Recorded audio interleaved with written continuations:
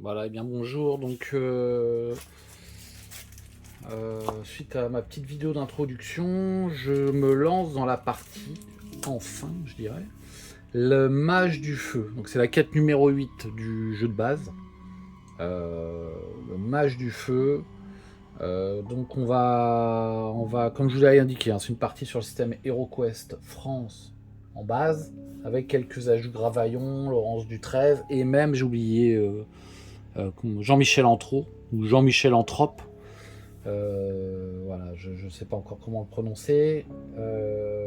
Puisque juste en petit complément avant de démarrer, j'utilise une règle de Monsieur Jean-Michel Anthrope. Je pense que c'est celui qui aime bien les Jean-Michel.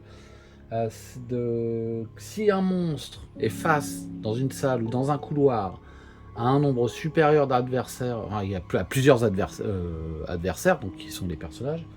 Pardon. Donc si le monstre est tout seul et qu'il y a plusieurs de nos personnages dans le même lieu, alors il tente de fuir derrière la première, la plus proche porte fermée. Voilà. Donc c'est un petit complément que je fais voilà, qui est pas mal aussi. Donc je vous avertis tout de suite, il y aura sans doute des erreurs. J'ai pas vraiment beaucoup de tête, donc je vous prie de m'excuser de ça. Parfois je m'en aperçois, parfois je m'en aperçois pas dans le jeu, mais voilà. Donc je pense qu'à la fin c'est pas grave. Le but pour moi en tout cas c'est de m'amuser. Et souvent c'est, parfois effectivement ça peut changer le cours, mais j'essaie de faire attention. Donc ça peut se produire. Donc voilà, allez on est parti. Donc je vous lis le pseudo fluff HeroQuest, quête numéro 8, le mage du feu. Les orques de la montagne noire utilisent maintenant la magie de l'élément du feu pendant leur raid. Balur, le mage du feu, est soupçonné de leur apporter son aide. Aucun sort de feu ne peut affecter Balur, et les enchanteurs du roi sont incapables de contrer ses sortilèges. Vous avez été choisi pour pénétrer dans son repère sur le pic du feu noir afin de lui régler son compte. Une fois la mission accomplie, Sa Majesté vous offrira 100 pièces d'or chacun. Ok, donc 100 pièces d'or chacun, c'est déjà un peu plus que le Magnus, là. Ça fera un 400 pièces d'or. Au lieu de... Je sais plus combien il nous avait donné la dernière fois, c'était une honte. De quoi ouvrir effectivement un syndicat. On a eu 240 à un moment. 180 je crois, ouais, 180 aussi. Enfin bref, c'était... là, on passe à 100. Alors, à diviser, là, on passe à 100 par tête. Donc c'est déjà un peu mieux.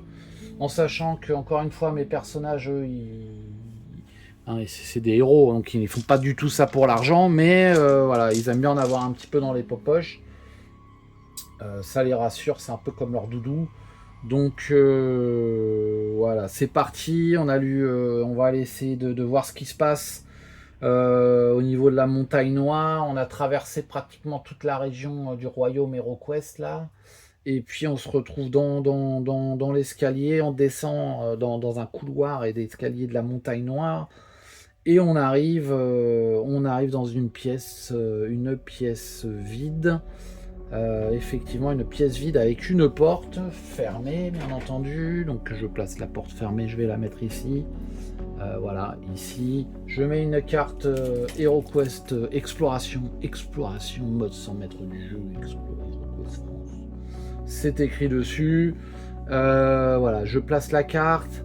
Maintenant, le barbare en premier dans l'escalier avec le nain. Enfin, voilà, du plus entre guillemets résistant, parce que le nain est plus fort que le barbare maintenant.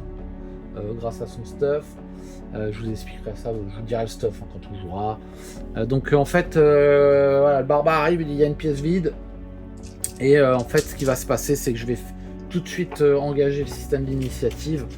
Donc je bats les cartes, un deck des 4 personnages, et je tire au hasard l'ordre d'initiative. Donc là on a le nain en premier, on a le barbare en second, voilà, l'enchanteur et l'elfe. Donc je vois pas, on ne voit pas les cartes, donc excusez-moi, hein, je suis tout nouveau dans ce système.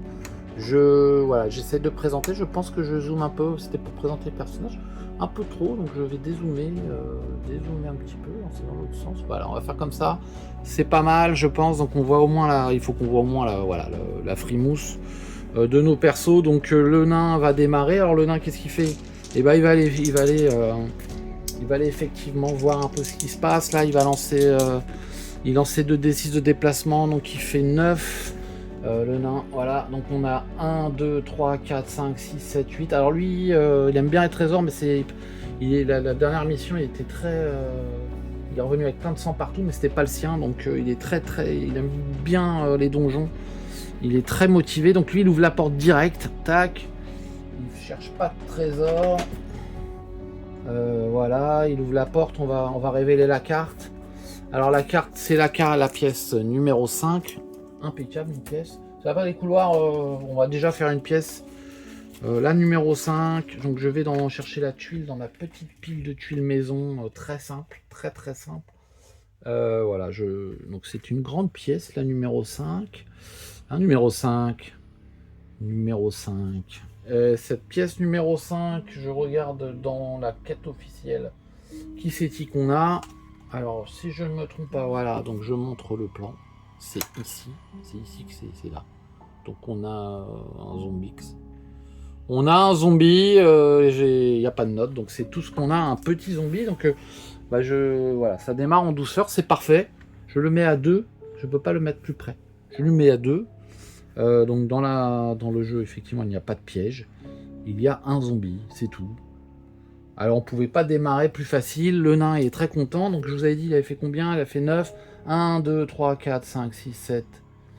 1, 2, 3, 4, 5, 6, 7, 8, 9. Bon bah il rentre. Il veut se taper le zombie quand même, il rentre. Même si voilà, il peut pas faire plus. Donc ensuite le barbare lancé des déplacements, il fait 10. 1, 2, 3, 4, 5, 6, 7, 8, 9. Donc le barbare, il dame le pion au nain. Comme le nain n'est pas engagé, le barbare peut lui passer devant en combat. Si le nain avait été engagé en combat, moi je considère que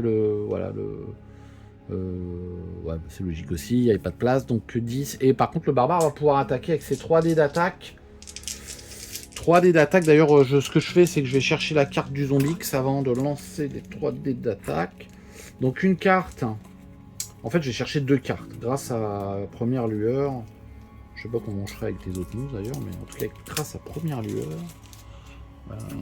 dans les extensions, je pense, j'ai 2 cartes. Donc, j'ai la carte de zombie que je vais ajouter ici à droite, ça sera pour le tour de Zargon, on voit, et que j'ajoute ici, et qui jouera dans le système d'initiative s'il survit. Et ici, je vais le mettre ici pour là, où je vais. Bon, il a un seul point de vie, mais je mets le monstre là, et puis si jamais. Il a vu plusieurs points de vie, on aurait décompté les points de vie ici. Ici, il en a qu'un, donc ça va aller vite. À mon avis, le barbare attaque avec ses 3 dés de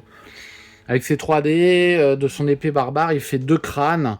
Le zombie, lui, va tenter de se défendre avec 3, il me semble aussi. Voilà, je sais pas comment il fait le zombie, mais il a appris ça quand il était jeune. Il fait... Ah bah non, il fait rien du tout. Et voilà, je mets les dés. Il fait 2 boucliers du lion et un crâne. Donc voilà, au revoir le zombie. Voilà, c'est un peu Wardos, hein, c'est un peu ça. Hein, donc, je reviens un peu sur les remarques que j'ai fait sur la mini vidéo où j'étais très déçu de la fin de la quête précédente avec l'enchanteur qui avait disparu. Et ben, il était voilà, le boss était nul. Donc en tout cas, le zombie, il est remords. Donc voilà, ça c'est réglé. Le barbare a joué son tour. On va jouer maintenant l'enchanteur. L'enchanteur, il fait 7. Alors, 1, 2, 3, 4, 5, 6, 7. Il va chercher un trésor, l'enchanteur.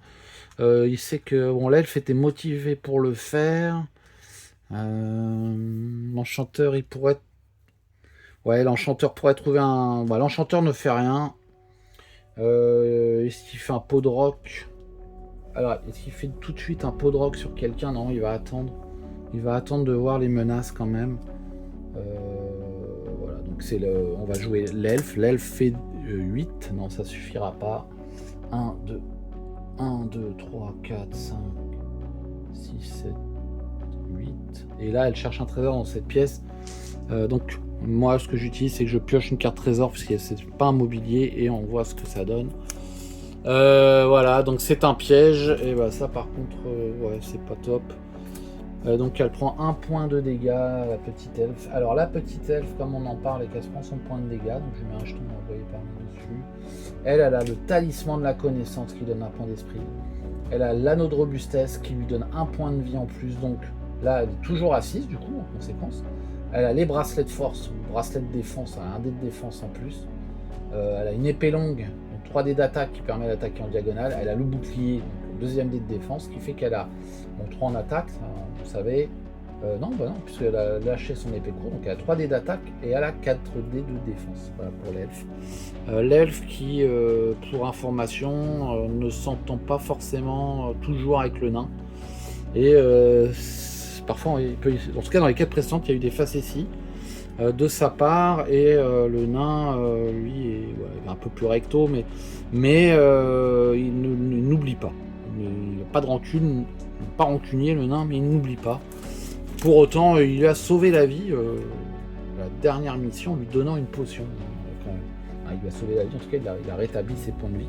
Donc quand l'adversité est là, ils arrivent à s'entendre, enfin surtout le nain arrive à s'entendre avec l'elfe. Mais étrangement, l'elfe n'est pas la personne qui ait le plus de confiance, en tout cas vis-à-vis du nain. Je ne sais pas si c'est passé un jour, mais voilà, c'est bizarre. C'est les événements du jeu qui font ça. Voilà, donc maintenant, nouveau tour, donc pas de monstre.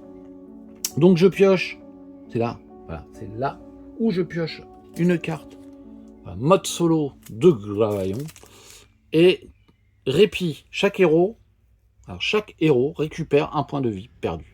Alors, bon, ça aurait peut-être été mieux de la récupérer plus tard, cette carte, mais on aurait peut-être pu ne jamais la récupérer. Donc l'elfe, finalement, récupère son point de vie. Donc je l'enlève. Ce que j'ai oublié, évidemment, parce que j'ai pas de tête, je voulais dire, c'est de placer ici. Est-ce qu'on voit la caméra? Oui, on voit. On peut mettre ici aussi. On peut mettre ici. On va mettre ici pour l'instant. Non, on va mettre ici. Voilà, la porte fermée. Et la carte exploration. Ça, j'aurais dû le faire tout de suite. C'est pas grave. Ce que je fais aussi, c'est que voilà, je mets un petit jeton fouillé au niveau de la pièce. Donc le tour des Argons est fini. L'elfe finalement a récupéré son point de vie. Initiative. Donc on va voir, c'est pas forcément le barbare qui va redémarrer le jeu, ça peut très bien être l'enchanteur. Donc voyons voir qui c'est l'elfe d'ailleurs, le barbare en deuxième, oui, on voit. Voilà, l'enchanteur et le nain en dernier, donc voilà, c'est pas le même. Bon, ça j'aime bien aussi. C'est un peu ce système d'aléa. Donc l'elfe va lancer ses dés de déplacement, elle fait 10. Alors qu'est-ce qu'elle fait? 1, 2, 3, 4, 5, 6. Elle va pas ouvrir la porte, par contre, elle va chercher un trésor. Donc l'elfe, elle aime bien les trésors. Elle va chercher un trésor. Elle n'a pas été échaudée là par refroidie plutôt par le fait d'avoir pris un piège, parce qu'elle a gagné son point de vie tout de suite. Donc bon, elle est intelligente, mais elle se dit que ça pourrait très bien être la même chose. Donc voilà. Et carte trésor. Carte trésor, qu'est-ce qu'on a? Carte trésor, hop. Qu'est-ce que c'est donc? De l'or. Voilà, elle a trouvé de l'or, elle est très contente. Elle va pouvoir continuer de s'acheter des parures de bijoux. Et donc là, on a 15 pièces d'or. C'est pas énorme, mais c'est toujours ça. Je le mets de côté. Je le mettrai dans mon journal de quête à la fin. Donc elle a trouvé. Je mets un pion.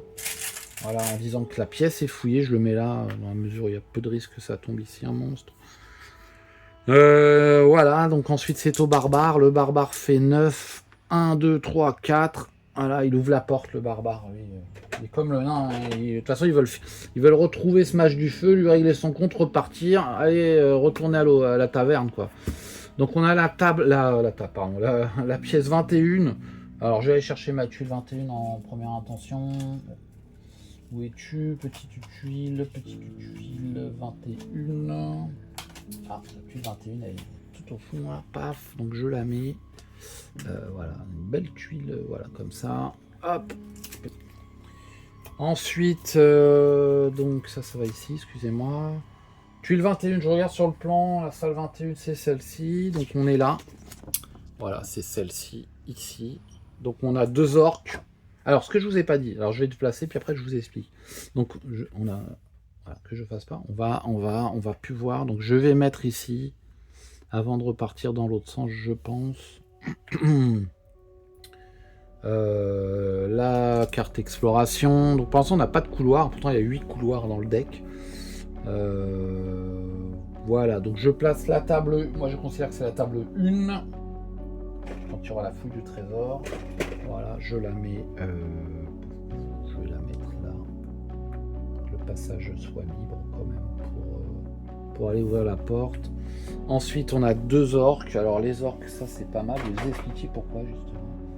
Alors voilà, je prends le mâle et la femelle, ou l'homme et le monsieur et la madame. Et donc, pardon, voilà, j'en mets un derrière. Alors, c'est plutôt le mec là qui est moins courageux. C'est ça, maintenant. C'est ça, maintenant, dans la vie de maintenant. Hop. La guerrière orque est là. Elle est balèze. Hein. Elle a une sacrée carrure aussi, donc les orques encore plus balèzes. Donc, voilà. Bon, ça change pas leurs caractéristiques. Par contre, en fait, dans le système Gravaillon, avant le jeu, j'ai fait l'étape de ville et j'ai trouvé ça, enfin j'ai pioché ça, qui est quête secondaire et qui explique que je peux voilà, récupérer de l'argent, enfin de l'or, à la fin de la prochaine quête. Et en fonction de mes succès. Donc, et là, il y a marqué, par exemple, si vous avez tué au moins 8 orques, gagnez 100 pièces d'or pour avoir exterminé une puissante bande. Donc, j'ai pris ça parce qu'il y a aussi avec les squelettes. Donc, quand on va rencontrer les squelettes, je le dirai.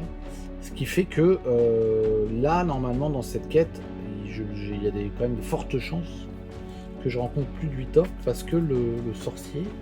Alors je sais tout, on sait tout à l'avance, mais c'est pas gênant, ça, je trouve que c'est ça qui est incroyable, c'est qu'il y a effectivement, il y en a qui pourraient dire, il n'y a pas de surprise. Moi, j'ai le plan de la quête, j'ai les notes, je sais s'il y a un truc, il y a un trésor, il y a un piège, mais il y a un peu d'aléa qui a été rajouté, ok.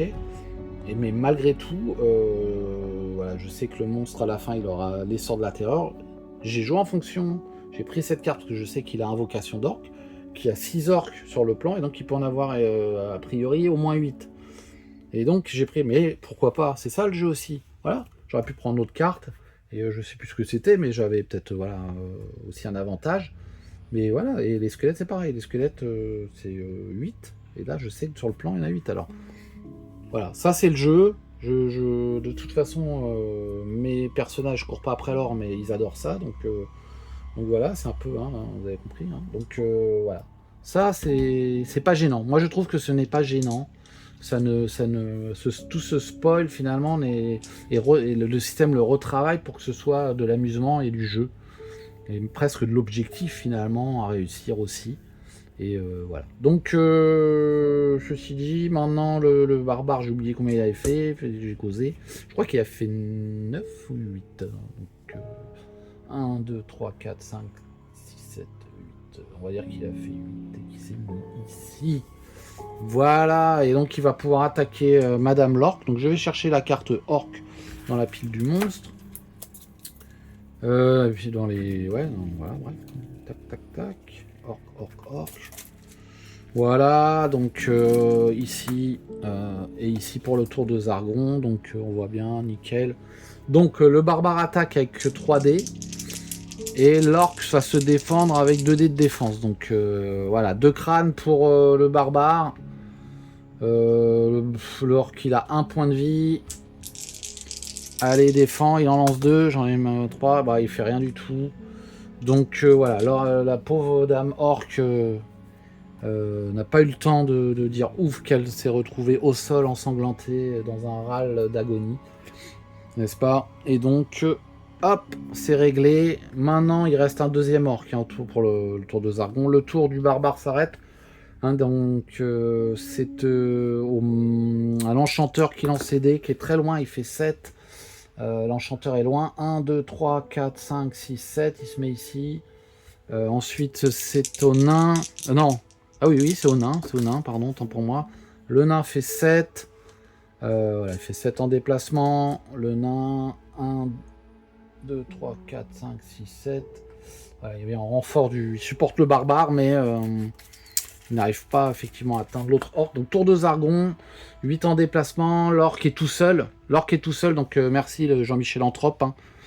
Tu me diras c'est Anthrope ou en trop, hein, mais en tout cas moi je trouve que t'es pas... Voilà, c'est très bien. Il va se cacher, il se cache. Il se cache, en plus il a perdu sa copine, alors il se cache. Donc je laisse là ici derrière, tac. Et c'est fin du tour, donc tour de Zargon finalement, il n'y a pas d'orc sur le plateau. Je considère qu'il a fui, on le voit plus, pas d'orc sur le plateau. Donc carte mode solo avec un événement, et qu'est-ce que c'est? Hop hop hop, qu'est-ce qu'il y a marqué? Ah, il y a quelque chose. Qu'est-ce que c'est? Renfort. Placer un orc... Alors excusez-moi. Placer un orc au plus proche du héros à qui il reste le moins de points de vie. Alors, ça va être auprès de l'enchanteur qui avait demandé rien à personne. Voilà, ça c'est super. Donc, un orc est apparu. Alors, en fait, c'était la sœur jumelle de celle qui est décédée, là, qui était dans le coin, là où il y a le jeton. Et en fait, qui apparaît là et qui va mettre un gros coup d'épée, puisqu'on est autour de Zargon, à notre ami l'enchanteur, qui s'y attendait pas. Alors là c'est pas bon finalement, ça c'est des événements, ça sont des événements, c'est très bien pour le jeu, c'est moins bien pour mon enchanteur. Allez, 3 dés d'attaque, alors il fait un crâne seulement, pardon, voilà c'était comme ça. Alors ce qu'il faut savoir c'est que l'enchanteur, donc comme là il est concerné je vous en parle, il a la cape de l'enchanteur qui lui donne un dé de défense, en plus il a 3 dés de défense. Et il a le bâton pipeau qui lui permet de taper en diagonale. Voilà, il a trouvé ça dans une quête, c'est très bien. Donc il va lancer 3 dés de défense. Et voilà, qu'est-ce qu'il fait? Oui, il fait 2... comment ça s'appelle? 2 trucs du lion, là, 2 boucliers du lion. Il part tel le Jedi aveugle dans Rogue One. Il part aisément le coup d'épée de Madame l'Orc. Donc ok, nouveau tour. Maintenant initiative, donc voilà, je mélange le deck en ajoutant la carte de l'orc. Donc l'orc peut très bien retaper l'enchanteur sans que l'enchanteur ait eu le temps de bouger. Je trouve que c'est très bien. C'est très bien comme système. Voilà, on essaie. Ah non, bah non, là ça va pas être ça. Hop, l'enchanteur, bah justement lui va réagir. L'enchanteur se retourne. Il se retourne because il a senti l'attaque qu'il apparaît grâce à son 6e sens. Mais il ne s'était pas retourné en fait. Et là, il voit l'orc et il se dit, le magicien, il se dit, est-ce que je te pulvérise?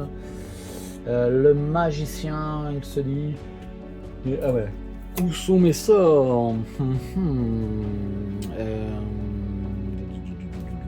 Ouais, il va faire un feu du courroux. Finalement, de toute façon, ça va. Enfin, un feu du courroux. Feu du courroux, vous connaissez, hein, voilà, feu du courroux, paf. L'orc qui lance son D6. Alors, je sais pas si l'autre là tout à l'heure. Ouais, je crois que tout à l'heure, bah, j'ai oublié de jouer le point d'esprit peut-être de celui d'avant. Voilà, je vais faire plein de bêtises comme ça, c'est pas grave. Il fait 5. Et du coup, bah, le feu du courroux, il fait un peu. Et le doigt s'allume, mais c'est tout ce qui se passe, il n'y a rien du tout qui part, et donc l'orc est toujours là, bien vivant. L'elfe va aider le magicien, alors allez, lance tes dés, si c'est bon, elle se met là, elle va lancer, alors l'elfe, elle a l'épée longue, elle lance 3 dés, elle fait un crâne seulement, donc l'orc défend à 2 seulement, pardon. Donc il fait rien, donc là, point d'esprit, alors désolé hein, pour celle de tout à l'heure, mais il a 2 points d'esprit, il relance, hop, il relance, c'est un fumble, refumble. Alors, c'est là où, pareil, la règle HeroQuest sur les points d'esprit, moi je la trouve limite, parce que, en fait, quand j'ai compris que s'il y a là,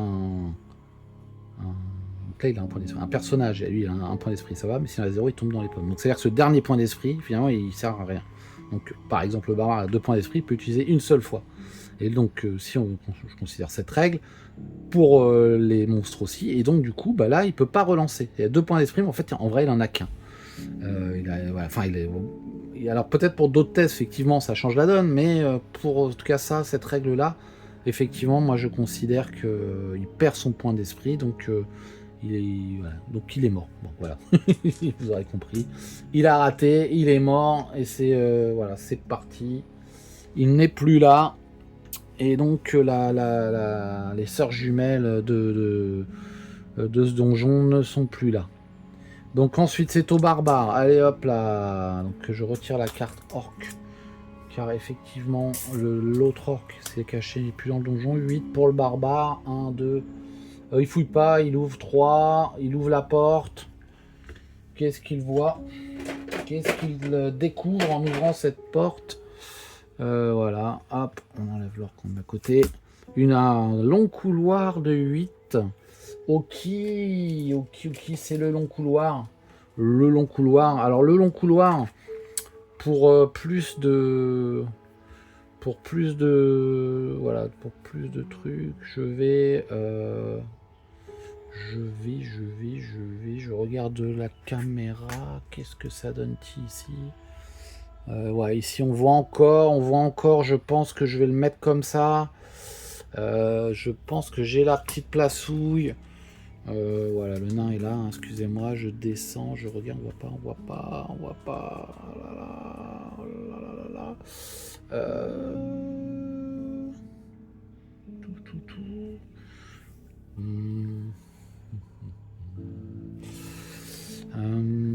Donc c'est un couloir. Hop, qui je mets là. Je le mets là. Donc je ne joue pas la séquence de relancer un D6 pour voir s'il y a des couloirs en fait qui suivent. Je vais placer la porte fermée.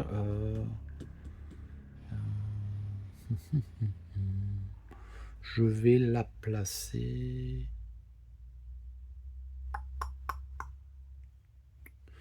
Je vais la placer ici et je bougerai un petit peu les tuiles si besoin. Non, il faut 2, 1, 2. Donc je la placerai là. Non, là c'est pas bon. Je vais la placer ici, hein, excusez-moi. Je vais la placer au loin. Tant pis, je pense qu'on voit encore. Ce que je peux faire, c'est peut-être ça. Excusez-moi. Ça, c'est vrai que ça prend un peu de temps. C'est pas grave, je le fais rapidement. Ici.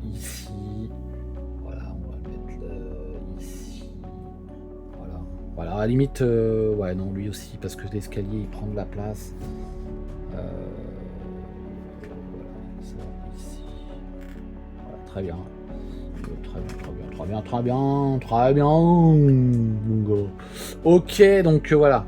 C'est ok. Donc maintenant, donc, il avait fait 8.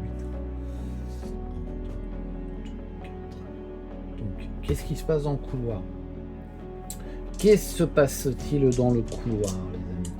Alors, il se passe que j'ai posé la porte. Ensuite, est-ce qu'il y a un piège? Alors, donc on a des lances et des fosses. Donc, ce que je vais faire, c'est vraiment mon problème, c'est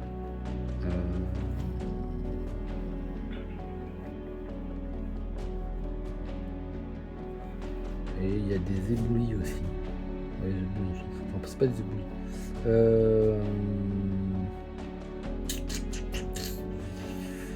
Donc je vois qu'il y a quand même 4, 3 fosses.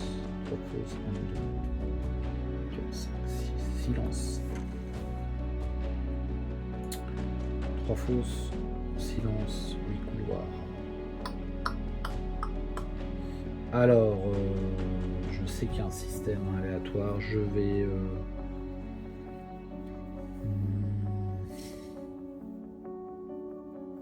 Ouais, je suis désolé, c'est vrai que là, les pièges, je vais relire un peu le... Je vais voir ce que Laurence du 13 il fait pour ses pièges, lui.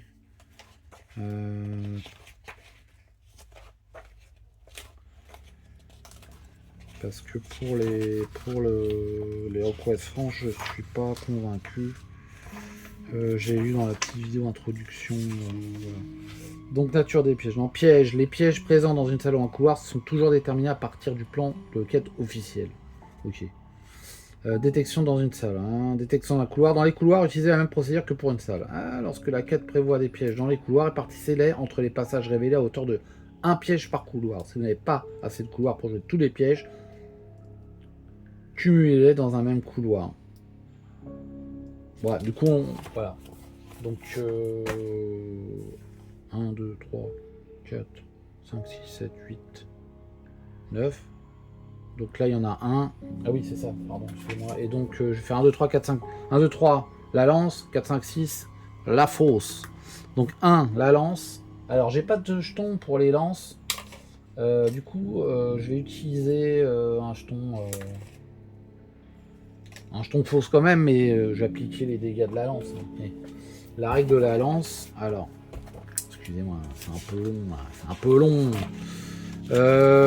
Les pièges, qu'est-ce que tu me dis toi sur les pièges?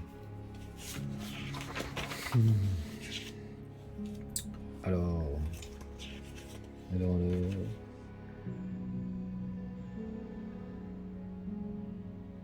bah, c'est un peu la même règle dans HeroQuest France en fait. Donc autant pour moi, hein, c'est un peu la même règle. Par contre, je vois pas dans la règle HeroQuest France comment tirer le style. Alors juste voilà, ce que je vais faire, je vais appliquer la règle du livre de base, pas utiliser lance du 13 roule, hein, et je vais regarder combien ça fait comme bobo les lances. J'ai un doute, hein, c'est parce que jusqu'alors, après ce sera plus fluide. Mais oui, bien entendu. Alors, c'est piège à lance.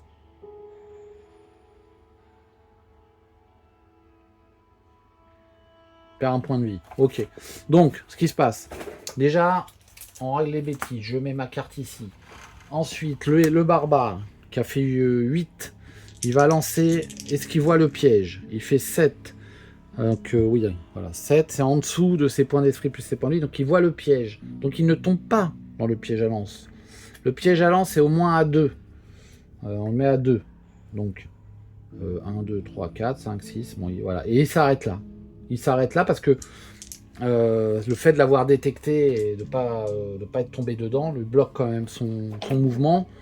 Donc voilà. Pour les monstres maintenant. Parce qu'il y a aussi les monstres. Alors c'est vrai que j'ai les monstres.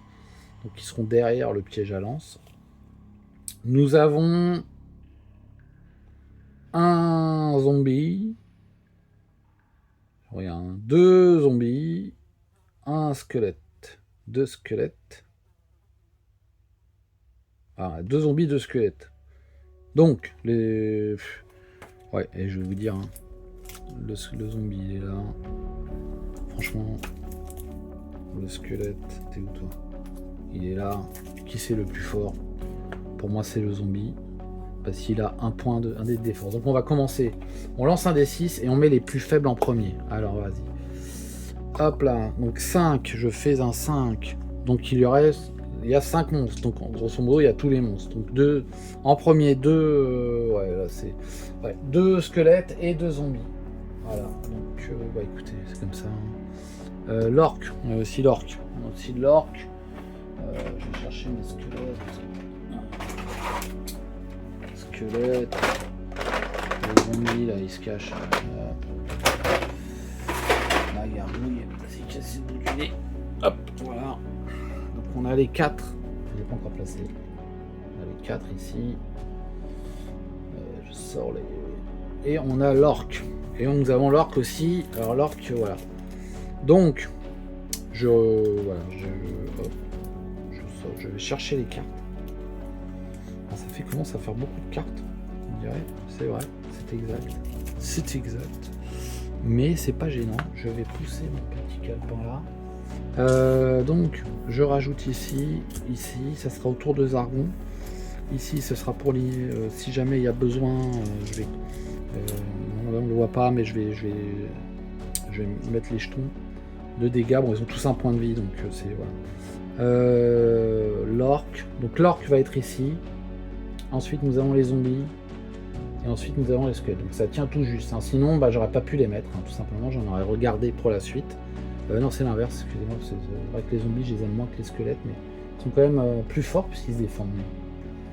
Ça reste quand même pas très élevé le niveau. Le barbare, putain, il y en a 5 devant lui, mais il a pas peur. Et là, nous sommes à la queue leu. Donc, il faudra absolument que je pense au switch, en sachant que il y a la fosse. Pour pas être bloqué, on va considérer que le... ouais, c'est ça le truc. J'hésite. Non, ce qu'on va faire, on va enlever un zombie, pardon. On va enlever un zombie. On va les décaler comme ça. Et le barbare... Non, ça va pas. Non, non. Voilà, ça m'agace un peu. On va considérer que le piège est désamorcé et donc voilà. Et donc je triche. Je triche, mais il faut bien jouer et voilà. Donc en fait, c'est juste ça la bloquer. Ils peuvent passer dessus. Ils peuvent passer sur la dalle. Donc ça, c'était notre ami le barbare. Alors c'est vrai que ça prend du temps tout ça. Hein. Finalement, ça prend du temps, mais allez, on accélère. Donc le barbare laisse sa place au... Oh là là, pardon, excusez-moi. Hop là là là, je suis très inquiet pour mon jeu car ils sont tous à queue. 4. Donc le barbare a joué, le barbare a joué, mais le nain ne fait que 4. 1, 2, 3, 4. Donc en fait il s'arrête là et il fait une fouille. Il fait une fouille sur la table et je regarde, il n'y a pas de note. Et oui, il n'y avait pas de note, je le savais déjà. Et je tire une carte gravaillon comme ça, trésor, et je cherche table 1. Table 1. Voilà. Piocher une carte trésor. Bon, ça c'est un peu la limite du truc, mais c'est pas grave. C'est pas grave. Ma quête secondaire, je vais la mettre. Faudra que je compte, hein. Faudra que je compte. J'ai tué 2 orques. Alors excusez-moi. Pas du côté. Alan, je vais prendre un D6. 2 D6. Ouais, je me l'ai. Ouais. Je vais compter. J'ai tué 2 orques déjà. Donc les noirs vont être les orques ici. C'est bon, je mets des compteurs. Hein. Les orques ici. Et là, c'est les squelettes. Donc le but, c'est que j'en tue 8. Alors je sais que là, il n'y en a pas. C'est des D6. Et c'est pas grave. Allez, il y a 2 orques.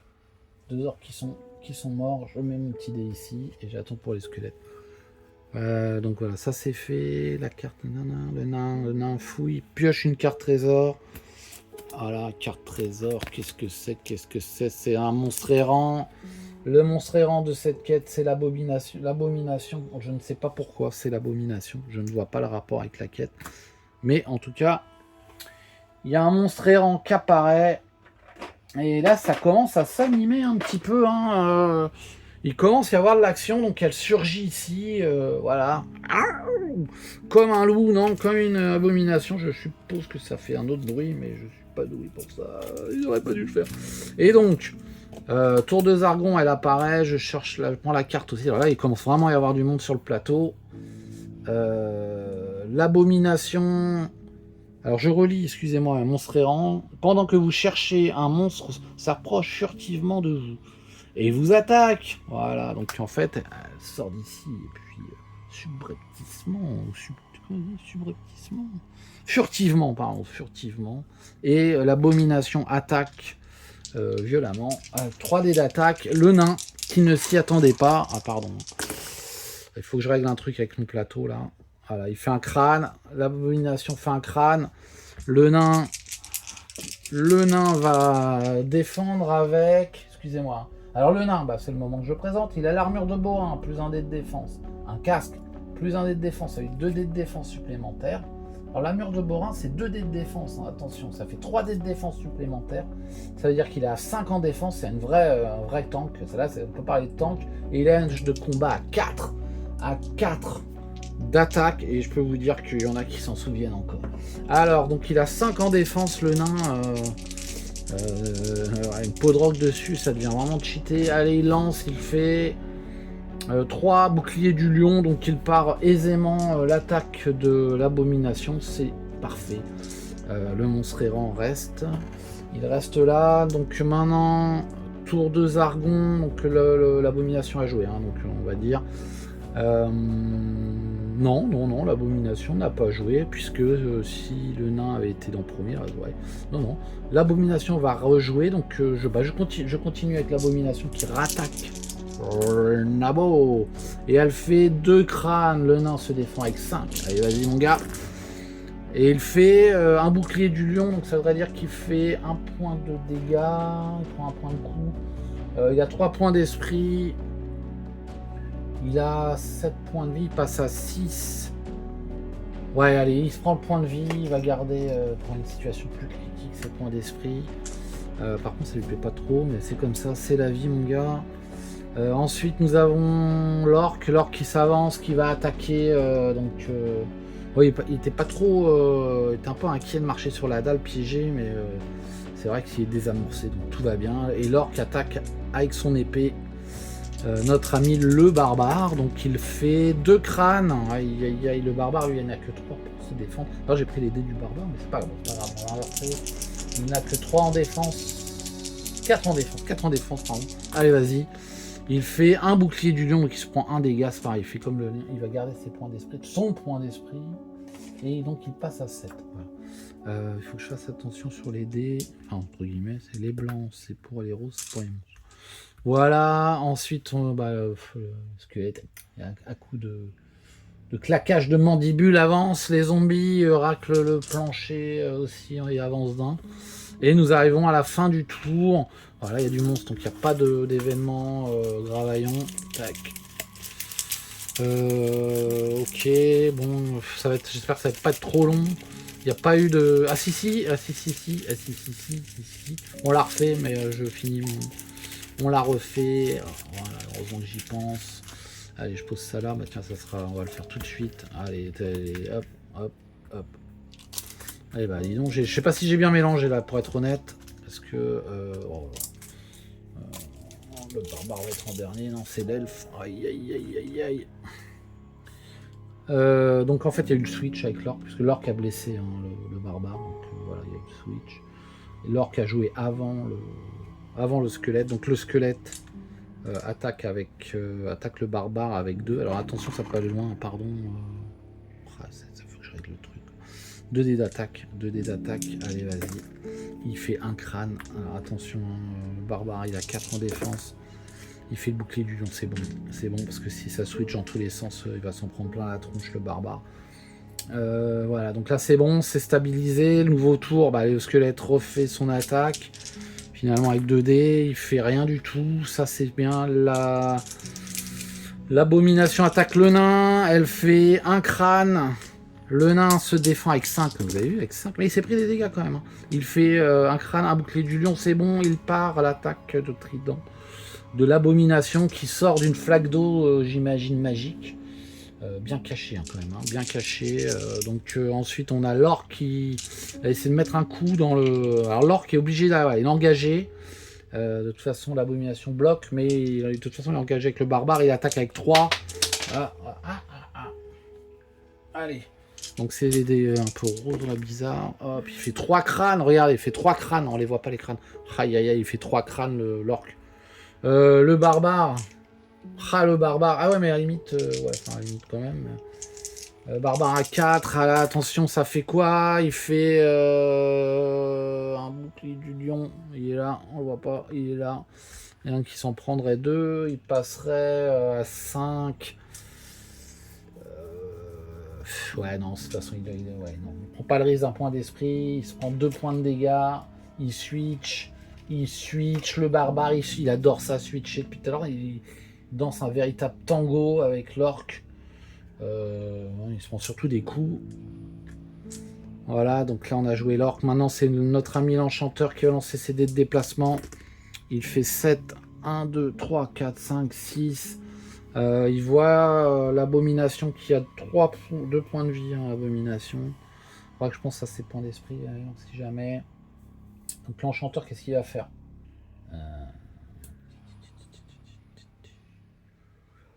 Il va faire un truc. Il va faire Podoruk. Le nain va attaquer. Ensuite c'est le zombix. Il fera rien du tout. Le barbare va attaquer. Il va faire un courage. Mais il voit pas le barbare. Donc il peut pas faire le courage sur le barbare. Donc j'ai l'impression qu'il va rien faire du tout. Il fait peut-être un sommeil. Ah, il fait un sommeil sur l'abomination. Qui pourra pas le défendre. Alors un sommeil, je mets un sommeil ici. L'abomination a 3 points d'esprit, donc elle lance 3 des 6. Allez, vas-y, fais pas de... Et voilà, 2, 5 et 4, elle ne fait pas de 6, donc elle tombe en sommeil. Donc elle est où la carte? Voilà, je la mets ici. Elle est en sommeil, l'abomination, elle dort, elle ronfle d'un coup. C'est nickel. Le nain attaque, elle peut pas se défendre, il a 4 en attaque. Allez, vas-y, fais-moi 2 nains. Ah, il en fait que 2. Bah, 2, c'est pas mal. Hein. 2, c'est pas mal. Donc, elle a combien de points de dégâts? Elle a 2 points de vie. Donc, hop, allez, bye bye, ciao, bye bye. Je te dirais bye bye, et hop. À l'abomination. Merde, alors ça c'est. Faut savoir que le. Comment dire, le nain et le magicien sont assez proches. Des gens qui s'entendent très bien. Et encore une fois, vous voyez, c'est le travail d'équipe.